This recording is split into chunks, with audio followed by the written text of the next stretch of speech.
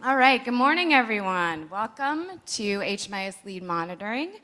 My name is Alyssa Parrish. My pronouns are she, her, and I am a senior manager with ICF. I've got two colleagues here with me this morning. Hey y'all, my name is Eric Gammons. I work for TAC. My pronouns are he, him, his, and great to be here. Love seeing all these friendly faces this morning. All right, and I'm Jessica Lurs. I work with Apt Associates, and my pronouns are she, her. So Eric, if we can go to the next slide, we've got a lovely welcome banner for everyone. Can we do a quick show of hands in the room? How many folks are HMIS leads or system administrators?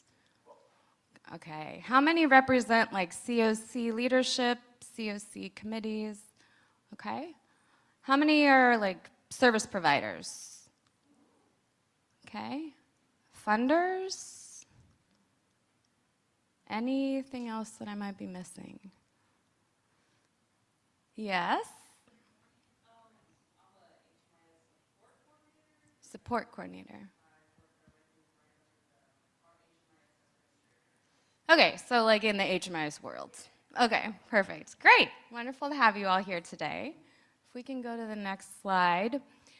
We're going to go through our who, what, where, when, why, not in that order. So we're going to start with why. Why are we talking about HMIS lead monitoring with all of you in this room today, mostly being in the HMIS world? This isn't meant to be a scary thing, even though the theme is something around scary. But I mean, this is really to help protect all of you. So we'll get into the why around HMIS lead monitoring, who should be involved in that monitoring, what should be involved in the monitoring. There's a question that came through the app this morning around what is the most important thing to monitor. And really the response is, you know, it really depends, and it's gonna be dependent upon your local nuance and specifics and what you have written down and those clear roles and responsibilities and decision-making structures that are defined in your specific community. So we'll get to that. That was like a non-answer to the question, but really is the answer. How this process should happen, and then what tools are available to support monitoring. So if we can go to the next slide. Our learning objectives are for participants to be able to identify the importance of a strategic monitoring and continuous quality improvement process to really increase HMIS lead capacity. Again, HMIS lead monitoring isn't meant to be punitive. It's really meant to be a relationship and a continuous process to improve upon the HMIS lead role, because that is a lead role in your community, and the HMIS lead role is meant to support the community as a whole. Really defining roles and responsibilities so participants will be able to do that of both the HMIS leads and then how they relate back to this monitoring process that we're going to talk about, and then be able to develop measurable outputs and outcomes to gauge the performance of the HMIS lead. The requirements of the HMIS lead. The HMIS lead is responsible for managing the HMIS for the CoC's geographic area in accordance with the CoC program interim rule and any HMIS data and technical standards and requirements prescribed by HUD. That is super actionable, right? No. So this is what we mean by additional responsibilities are really assigned to the HMIS lead by the CoC.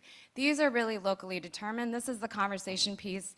This is the relationship piece. And this is really the piece that we're writing down to establish those clear, I'm going to say it probably 5 more times during this session, clear roles, responsibilities, and decision-making structures within your community. That's really what HMIS lead monitoring is centered around. And then there may be additional responsibilities identified in the annual NOFO process. So in practice, HMIS leads need to be capable of providing the following activities or services to the CoC HMIS end users and other HMIS entities. So we've got things like policy and planning, system administration, reporting and analysis, monitoring and evaluation, training and technical support, coordinate entry support, and communication and capacity building. Who does all of these things for your community? Right, and is that all written down, and are those clear expectations that you just picked up, like that you knew you had to do because you had a conversation with the community and those were the expectations, or was it one of those things where it's like you learned along the way that this was expected of you, but you didn't actually know until you knew? Organic, right. Okay, so that's a problem. We're going to talk about that. If we go to the next slide, this is really why we do HMIS lead monitoring. Again, this isn't meant to be a gotcha thing. This is really meant to be clear expectations. Have you ever been in a job where you thought your job was this, and somebody else thought your job was this, and you didn't realize it until they told you that you were doing something wrong, or you weren't doing something you were supposed to be doing? How does that make you feel? Not great, right? So this is why we do HMIS lead monitoring. The HMIS lead is a core function in a community's response to addressing and ending homelessness. As an HMIS lead, you are working on behalf of the communities that you support, and they have a role in ensuring that you are upholding the roles and responsibilities that they are asking of you. But in order for you to do that, you have to know what those roles and responsibilities are. Monitoring the entity as the HMIS lead also ensures that the community is really getting what they want from their HMIS lead and the entity supporting it. And again, it's not something that happens reactively because they're not getting it after the fact. You're talking about the roles and responsibilities up front, and you're, like figuring out what those look like along the way. Also, monitoring is not a thing that just happens with the HMIS lead, right? Monitoring occurs for projects that are funded through the CoC program in general. PSH projects, transitional housing projects, all of those projects are monitored. HMIS lead, collaborative applicant, coordinated entry lead roles, they're really important roles in your community, should also be monitored. And the HMIS vendor. But we're not here to talk about that one today. And clear roles and responsibilities and expectations is really a key part of solid relationships. So I'm back to you as a human may have been in a job before that you didn't know that you had specific roles and responsibilities that maybe your boss did. HMIS lead role is the same scenario where the community has expectations of you, but you should have those shared same expectations of the role that you're playing for the community. So how many people have heard of PDSA cycles or the Plan, Do, Study, Act? Right, so same process can be incorporated into an HMIS lead monitoring process. This should be an ongoing process that really reinforces knowledge gained through monitoring. So this isn't a one and done thing. This is really something that grows and develops over time. I've worked with communities that had never done HMIS lead monitoring before. So the first time they did it, it was really setting a baseline for, we're going to establish a monitoring process. We're not going to incorporate all of the things we know we need to monitor to in this first round, but we're going to establish this process to know that we're going to build upon it going forward. So you don't have to do it all the very first time you ever do monitoring, but at least establish a process that you're starting and then iterate on that going forward. So the monitoring shouldn't simply be an annual checklist for compliance. It really is meant to build upon at your community level those specific things that you're asking your HMIS lead to do on your community's behalf and building those into the monitoring process. So we have the HMIS APR, right, that has to be submitted every year, but there are other additional pieces that you can incorporate, and we have a couple of tools that we'll highlight later on that are, again, pretty much speak to the baseline requirements, but you can build in specifics based on your community needs for HMIS lead services going forward. We have our not-so-friendly ghost because we don't want this to be a gotcha process. This really is meant to be a collaborative relationship-building process. And think of monitoring as being most effective when engaged as continuous quality improvement. So really looking at, we're doing this the first time, we're determining what works and what doesn't, and establishing those clear roles and responsibilities to monitor to. As an HMIS lead, you should know what you're going to be monitored to before the monitoring occurs. That's what we mean by this should not be a gotcha process. So HMIS lead, go back one, we missed one. HMIS lead is, or HMIS in general, is a really big thing in a community. So it is shared, and there's shared responsibility among many different entities to make sure that it does things that the community would like it to do. So there is the CoC leadership responsibility, and where it references regulatory requirements, we listed those in this kind of table. But this shows you that HMIS is not the responsibility of a single entity, and that it really is the responsibility of many different entities. So you have your CoC leadership, right? They're the ones responsible for designating the HMIS lead in your community and the software that's used. Your HMIS lead responsibility is really, again, like not super actionable, right? These are words coming directly from regulatory requirements, maintaining oversight to ensure the contractors perform, awarding contracts, again, like not super actionable. And you as HMIS leads, we know that you do way more than this in your community. And we want to make sure that what you're doing in your community is what your community is asking you to do, and you're clear with those responsibilities up front. HMIS vendor responsibility, they also have a responsibility to HMIS. And then HUD's responsibility is really based on the 2004 Data and Technical Standards, which were mentioned several times during the plenary this morning, and is almost 20 years old at this point. So, there you go. So clarifying those roles and responsibilities, again, I've said this a couple times now, but really HMIS lead monitoring is around establishing clear roles, responsibilities, and decision-making structures within your community for the HMIS lead and responsibilities. So establishing measurable baselines for administration, performance management, quality of service delivery, which also means, I mean, in some ways you play a customer service role as well. So keep in mind that your CoC must define which entity is responsible for what activity and tasks. So remember that list earlier in the slide where it was like, you know, you're responsible for service delivery and training and technical support and coordinate entry administration, all those different things. That doesn't mean that the HMIS lead is doing all of the things related to all of those topics, but you probably have a role to play in each one of those. So if we go to the next slide, this starts to get into more specifics around what are the specific roles and responsibilities related to HMIS and which entity is responsible for them. So I have actually walked through a matrix similar to this in communities with communities, and the answers to who is responsible for what is really different depending on the community structure. So this isn't something you can just take and like plop into a community. They're gonna wanna talk through this and have people at the table to talk through, well, what are we expecting of our HMIS lead? What are we expecting of our CoC or data committee?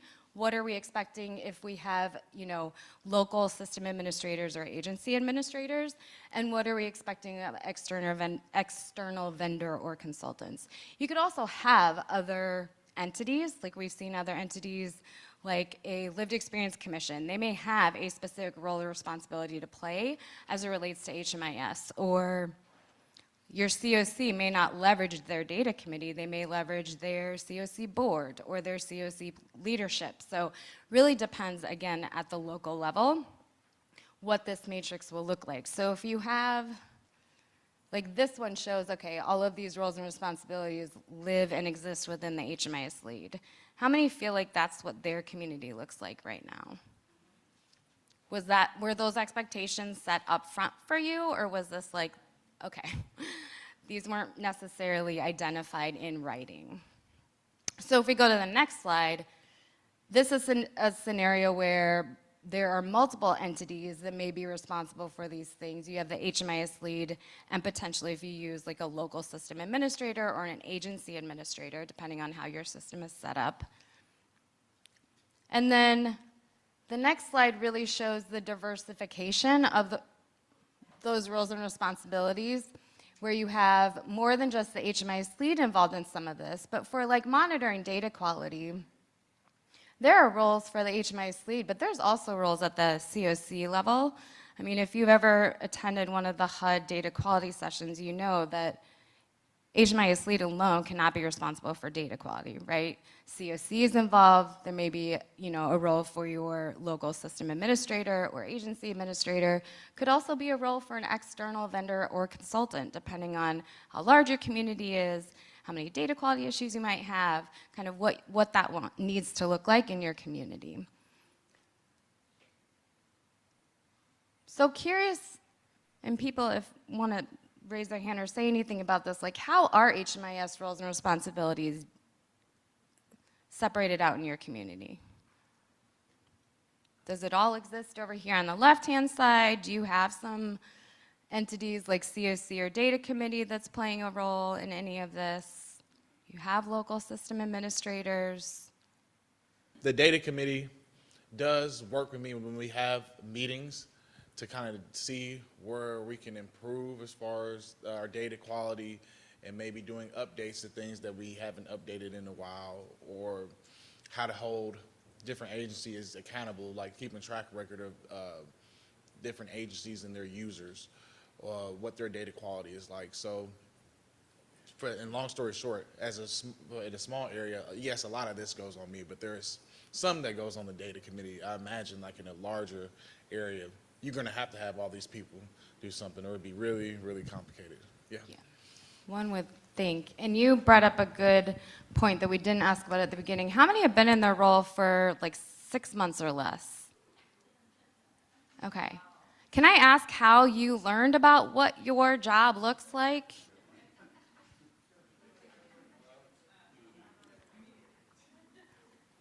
Who wants to talk?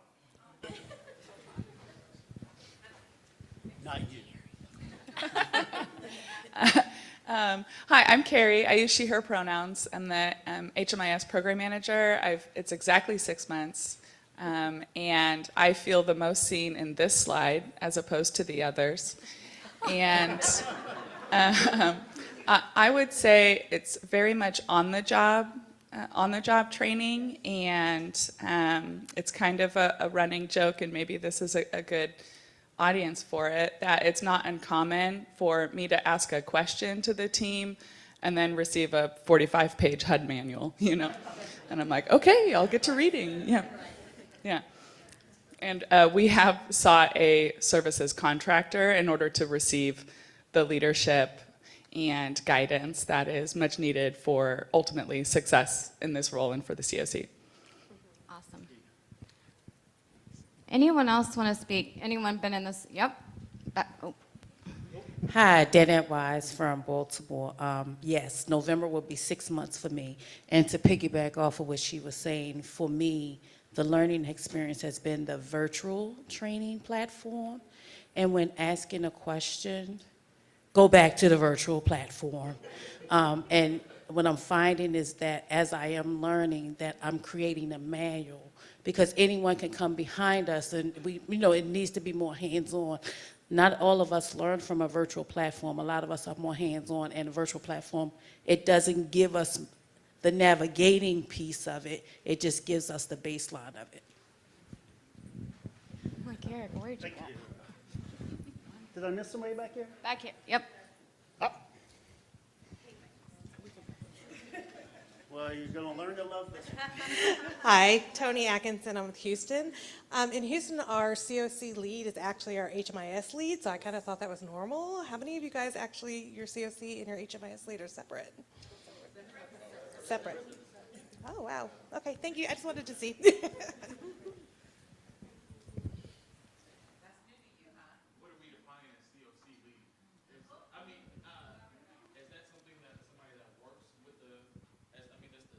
CoC lead, is that somebody who just leads over the CoC, or you're talking about somebody that works in the CoC that does anything related to data? So oftentimes the CoC lead is synonymous with the collaborative applicant in a community. The Okay. CoC lead isn't actually a technical HUD term anymore, but like many communities still leverage it as the support agency, the administrative agency that really supports the CoC and the work that they're doing. Oh, okay. Yeah, I get that now. Yeah. Okay. Yeah.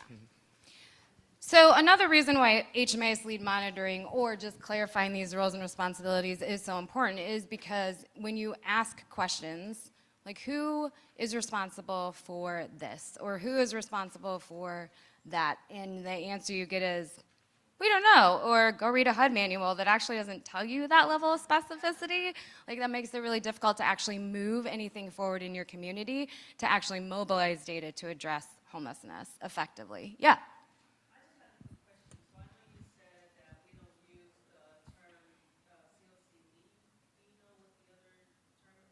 I mean, communities still use that locally. I'm saying like in HUD regulation, you're not going to find CoC lead defined anywhere. There's collaborative applicant, which is typically what the CoC lead is. But in some communities, those roles are separated by entity. Yep. CoC board. they're often CoC, like referred to as CoC Leadership, CoC Board, but okay. So who should be involved in monitoring HMIS Lead? Again, this is because this isn't a single responsibility for a single human, as we saw in that matrix before, or a single entity. So CoC Board or other decision-making body on behalf of the full CoC. In the CoC program interim rule, it designates the CoC, so the continuum of care as a whole is responsible for designating the HMIS Lead, determining the process for designating the HMIS Lead, and what happens with the results of an HMIS Lead monitoring process. So how it's operationalized at the CoC level depends on your local community. So when the CoC program interim rule says the CoC is responsible for designating the HMIS Lead for their geographic region, in some communities that means that the CoC board does that. In other communities, it means that the CoC general membership is involved in that. I think in other communities, it could mean something different. But again, making sure that that process is documented, not just the note of the CoC is responsible for designating the HMIS Lead, but how that process happens and having that documented is really important. We've gotten into many communities where all their governance charter says is the CoC is responsible for designating the HMIS Lead, but without specifics of how that process happens, there can be room for a lot of fighting, actually, to be honest. So it can be really difficult if it's not actually specified out and the documentation of that isn't actually operationalizable. Operationalizable. I just made up a word. Operational. Also within HMIS Lead monitoring, often and sometimes, I guess, the CoC can designate a data HMIS or performance committee of the CoC to do the monitoring of the HMIS Lead on their behalf.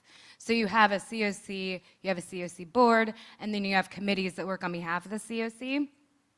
Often we've seen in communities that the entity that does the actual monitoring of the HMIS Lead is a data committee or a performance committee or some synonymous thing. Who provides recommendations for the CoC to react to based on that monitoring is often the entity that is responsible for doing the monitoring. The HMIS Lead themselves are involved in this. How many have done like a self-evaluation of HMIS? Yeah. So that can be an important part of the monitoring process. It shouldn't be the only part, but it should be part of the process because you're going to know what you do better than anyone else does. HMIS end users, so do folks solicit feedback on a regular basis from their HMIS end users, key partners? Awesome. So qualitative feedback is really important, getting that information from them via survey, focus groups, interviews, really helpful to incorporate into monitoring. And then are there other key partners at the local level that you feel like should be involved locally? Do you have any that come to mind immediately?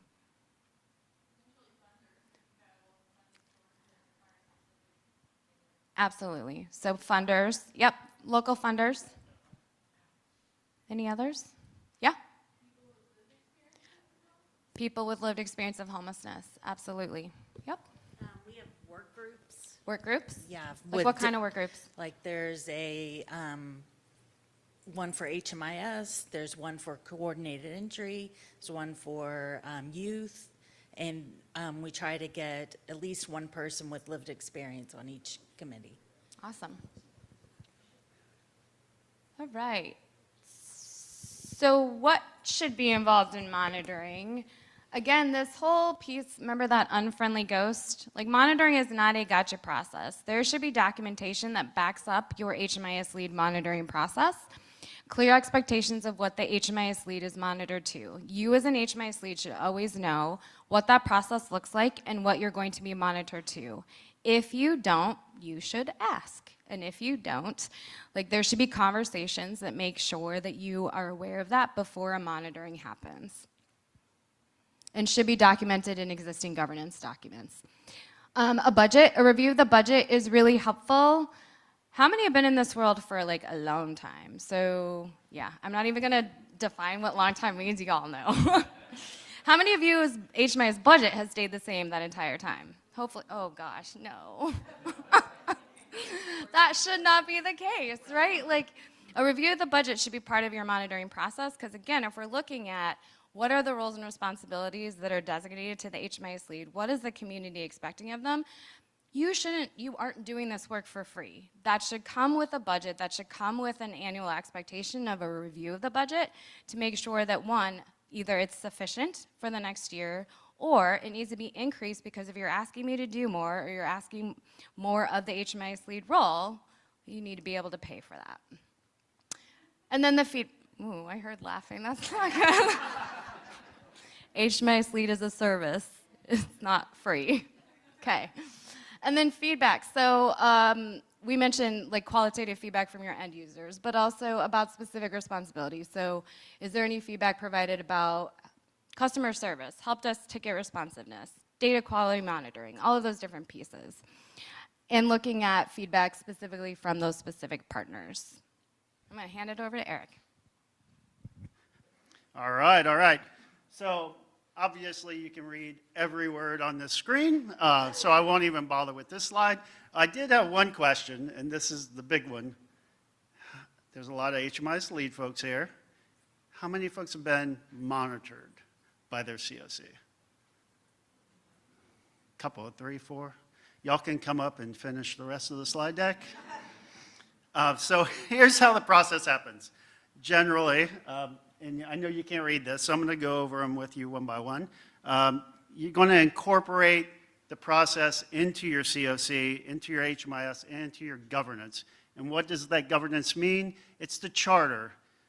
Has everybody seen their CoC charter? Anybody looked at it before? Does it talk about HMIS in there? Does it just say the CoC will have an HMIS lead? Yeah, that's about it, right? Doesn't say what they're going to do with the HMIS lead, doesn't say when they're going to monitor them, what's going to happen if the monitoring is good or bad, right? Just says, yeah, we're going to pick a HMIS lead and that'll be it. So the whole process of monitoring should be built into that charter, and if it's not in the charter, it should be referenced in the charter where that process is. Typically, that's going to be in your HMIS policies and procedures, or sometimes CoCs have HMIS governance documents separate from the charter. So you may find them in there. Also, how many folks know about or have seen their HMIS agreement between the CoC and the HMIS lead? 1, 2, oh, quite a few. That's pretty good.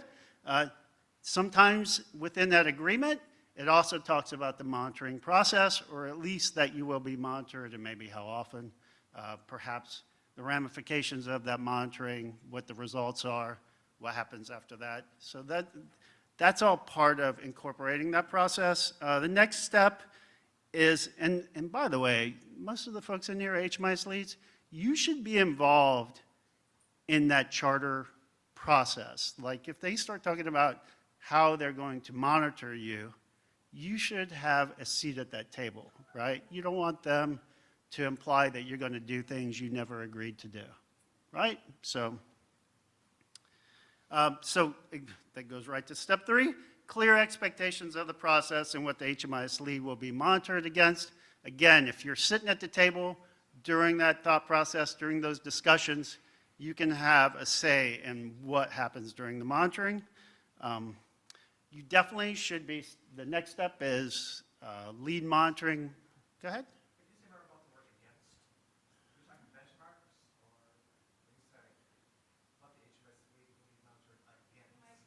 Oh, yeah, I'm sorry. I might have used the wrong word. And again, go ahead. Just the word against. I just think my first comes to mind is benchmarks. Is that something I said? Against a benchmark. Yeah, I apologize. So you're being monitored. When you're monitored, there's a process that should be followed, and what you're being measured, looking for a different word. If you have documented processes, if you have clear roles, responsibilities, and decision-making written down, then your monitoring is going to be monitored to that, against that. I mean, you're going to use that to monitor. You're going to know, okay, we're fulfilling this role and not this responsibility. So you are kind of, you're being monitored to it. You're being held up to whatever standards your CoC has set, including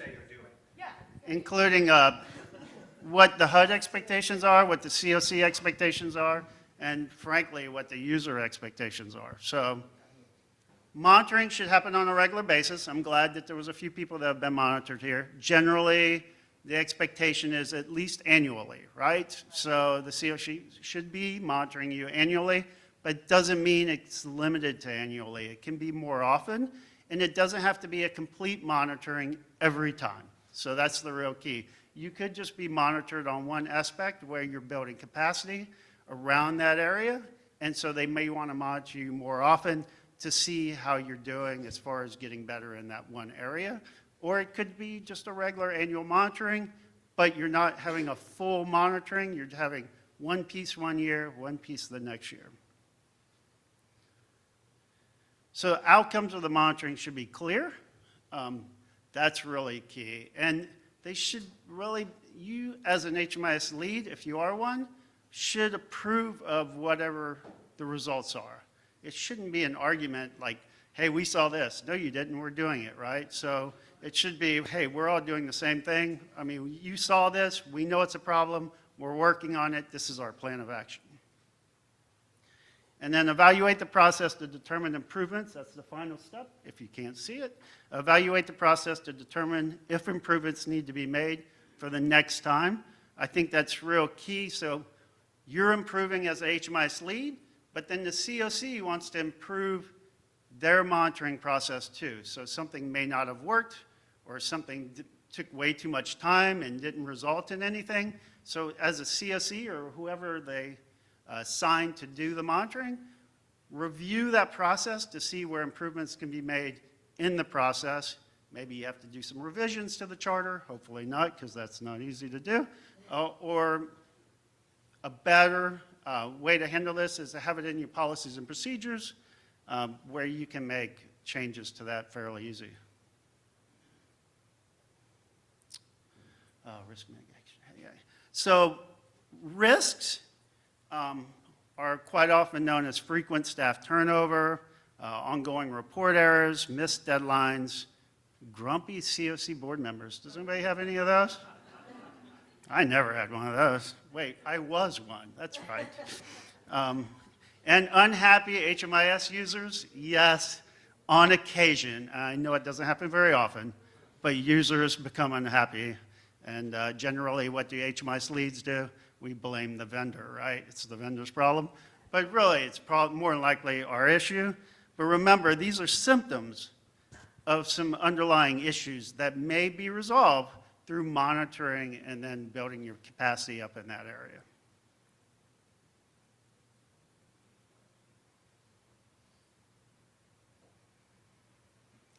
So measuring against the baseline, Alyssa was mentioning those fine regulations that HUD has provided us, and that is pretty difficult to read, to be honest with you.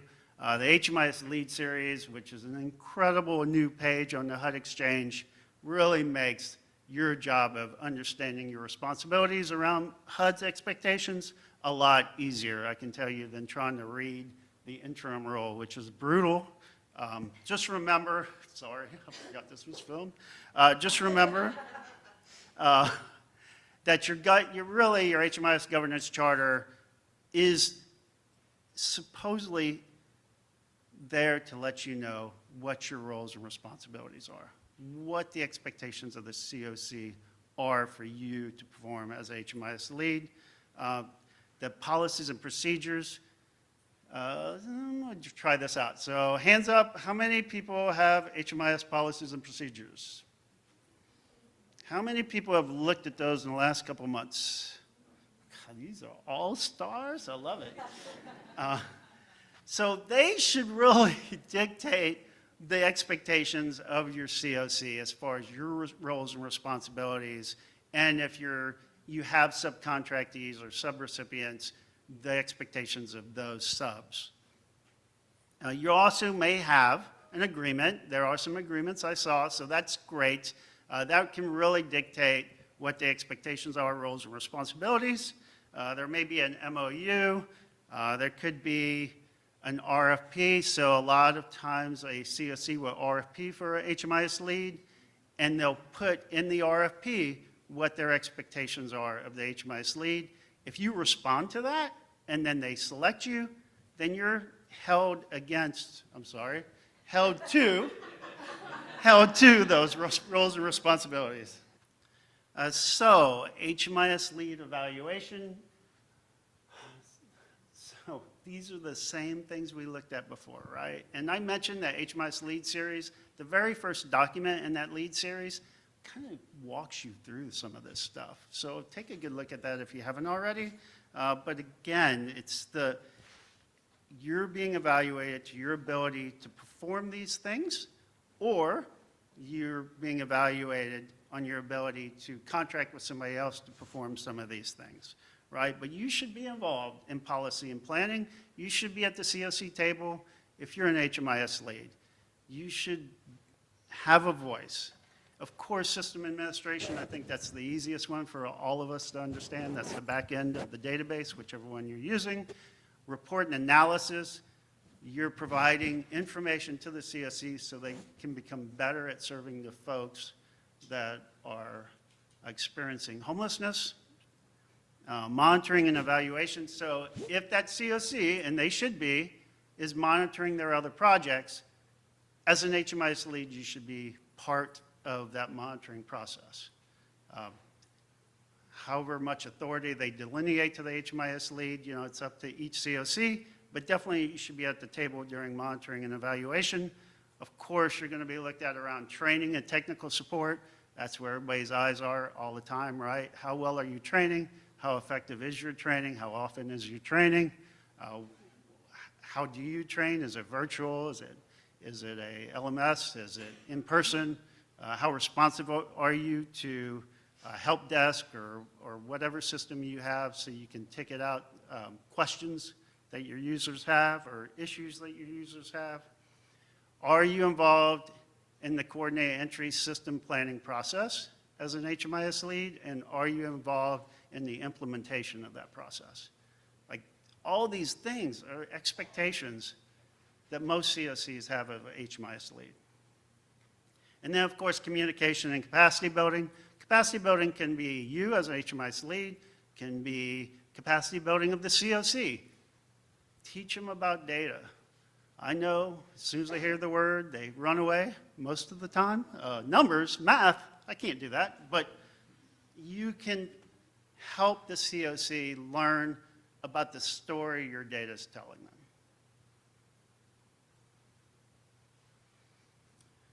All right, so a lot of you, it sounds like, do have at least policies and procedures, but maybe not. I didn't see very many hands up as far as being monitored. So that monitoring process generally has a list of expected activities that are going to take place and things that are going to be looked at during the monitoring process. If you don't have that tool or you don't have that process written down, one way you can start examining your HMIS lead and the performance is through the annual performance report. Everybody knows what that is, right? All hands up? Yeah. It's a great thing. I love it because I don't have to do it anymore. So we'll take a quick look at some of the pieces in that APR. I know. And how you can relate it to a monitoring process or things that can be examined during the monitoring. So question 7 is about governance and standards. And does the governance charter establish decision-making structure regarding the HMIS? I think that this is really key around how the CoC is delineating authority to the HMIS lead, but also to whoever is going to be monitoring the HMIS lead. Those are important pieces, right? Who's going to be monitoring you? Grant financial management. I saw that 2 CFR 200 come up earlier on the slide. If you don't know what a 2 CFR 200 is, then ask your bookkeeper, ask your accountant, ask anybody that deals with the money, because it tells you how you can spend HUD money specifically, right? Or federal money specifically. So that grant financial management is super important. As a monitor, if I'm monitoring a lead, I'm going to want to see books, right? I'm going to want to see how you're managing the money the CoC is allocated to you to operate the HMIS system. Remember, that's their money, right? The CoC picks one HMIS lead, and they get that pot of money. Nobody else does. So really, it's the CoC's money. They're pulling away from their projects, giving to you. As a monitor, I'm going to want to see it. So as an HMIS lead, if I know I'm being monitored, I want to start gathering my supportive documents together, right? And I definitely want to bring in my supportive documents establishing match, right? So APR question 3, does HMIS lead fulfill all responsibilities for system administration as defined in contracts, agreements, and applicable based on, well, I heard like a moan back there, that's good. And based on centralized and decentralized model. So, not sure what that was about. So basically, again, are you successfully fulfilling your role as a system administrator under the eyes of HUD, but also under the eyes of your CoC and under the eyes of all the projects and users you're working with? APR question 5. So if the HMIS lead oversees the security of the HMIS system, does it do so regularly and have a reporting mechanism and escalation protocols in place to notify the CoC and effective agencies? So are you visiting your folks that use the system? Are you looking for the telltale signs? Need the public notice up, right? Need the privacy notice available? All the things that should be in your privacy and security plans. Are you engaging with your users and your agencies? And what do you do if there's a security breach? Is that plan in place? Who has the authority to act? Throw them out. And then, yeah, who has the authority? Who's the decision makers? Who makes the recommendations? What happens? Reporting.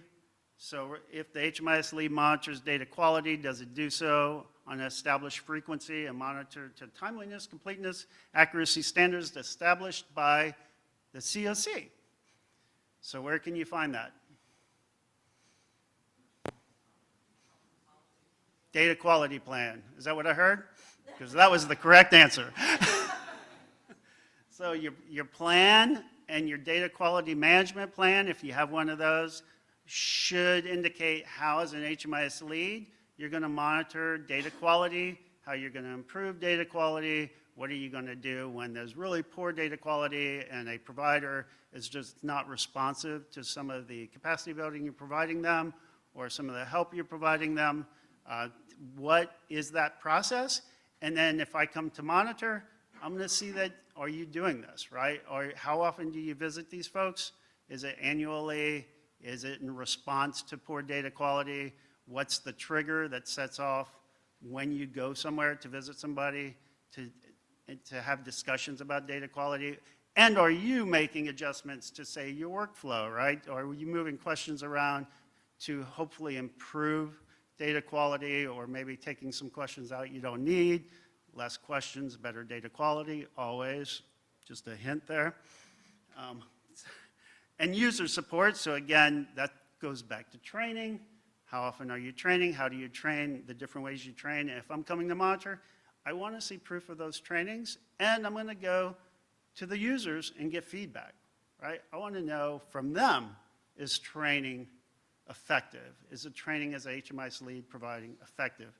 So as a HMIS lead, which many of you are, you should be doing that before I do it as a monitor, right? And a lot more often.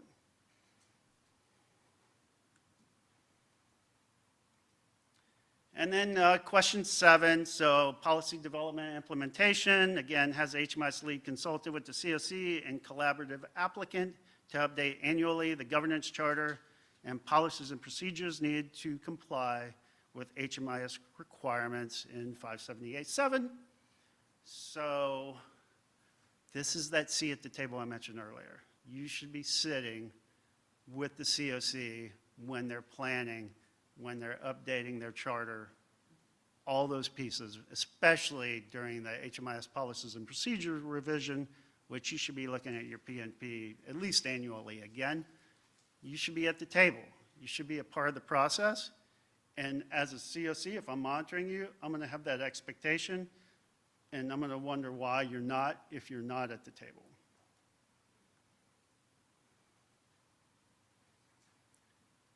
So question 5 and 6 are around participating agency and end user monitoring. Again, I just might have mentioned that, but you have agreements. So this is going to be all hands up. Do you have user agreements with all your users? All right. Do you have partner agency agreements? Nice, nice, nice. That's a lot of agreements. I'm loving this. Fantastic.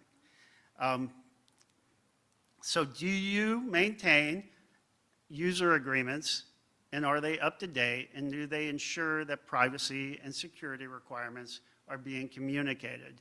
So within those agreements, if you have them, and if you don't, well, you have to have the user agreement, right? But I would definitely have participating agency agreements drafted if you don't have them already. But those expectations, those roles and responsibilities are built into those agreements. And then question 5 and 6, again, cover customer service and end user support. Again, this goes on to ongoing trainings, but can also be however you deal with issues.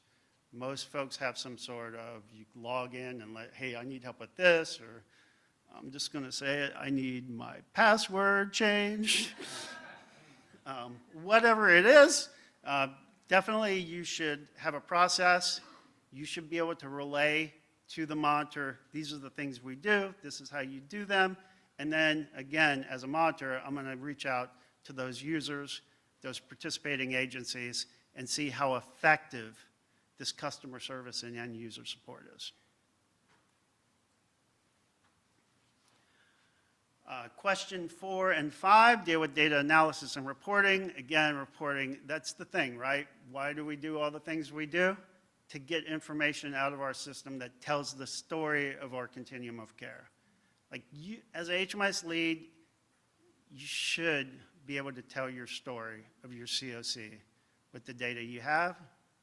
And if it's not an accurate story, there's work to be done, right? But the idea of it is that as a CoC, I want from my HMIS lead one thing: tell me my story. Tell me what's going on. And then data quality again. Question 8 deals with bed coverage. This is always, well, not always, but tends to be one of the more difficult things an HMIS lead has to do. How do I get to 100% on bed coverage? And what's my strategy? What's my process? I'm going to want to ask those questions as a HMIS lead monitor, so I'm going to have that built in to whatever tool or process I'm doing to monitor you as HMIS lead. I want to see, what have you been doing? Like, did you just give up? They don't want to use the system? That's it. Talk to them. No. There should be some sort of plan of action to work with those, and typically they're shelters, but the providers who currently don't want to use the system but have beds in your CoC for people experiencing homelessness. Yes?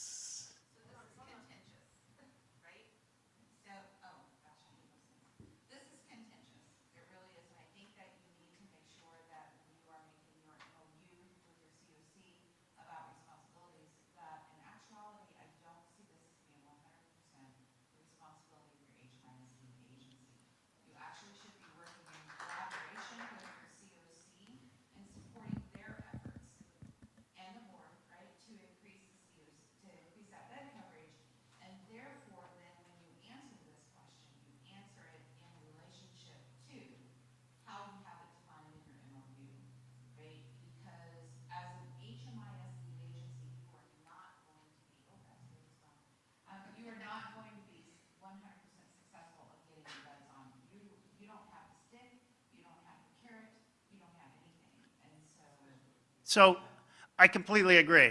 I think that what I was trying to relay is you should have a method, like there should be a process that you've established with your CoC. This is how we're going to address this. This is how we're going to seek these folks and try to encourage them or convince them to use our system, but not necessarily be held against the 100% mark. It's more that's your target, and then how are we trying to get to that target? And yes, it should involve the CoC, absolutely. It should involve as many people as it takes to get those folks using the system. But as an HMIS lead, I feel like it's part of your responsibility to establish a process and to work toward those goals. Maybe not be successful, but show me what you did, right? What's the due process? What efforts have you made to reach this goal? You can be more specific in that matrix of like, okay, we're going to monitor to bed coverage, but the HMIS lead's responsibility related to bed coverage is to develop resources that support why using HMIS is a good idea. Whereas the CoC's responsibility is to have those conversations with the non-HMIS participating provider to encourage them to participate in the CoC, which then encourages them to participate in HMIS, right? So again, like leveraging that matrix idea to have more than one entity responsible for bed coverage, and then specify the specific roles related to each entity's responsibility related back to that specific task. And I realize this is part of the APR, but we're showing you this primarily as, like, this is a first step to establishing a monitoring process. And again, you should be at that table, right? So that you can let them know, right? Hey, we're shooting for 100%, but we can't be held up to that. We definitely need to work toward it, and this is what we plan to do. And this is what other folks are going to be doing. So, how many folks have seen this evaluation matrix? How many folks think it's too long? It's really in depth, and it has a lot of words, and I'm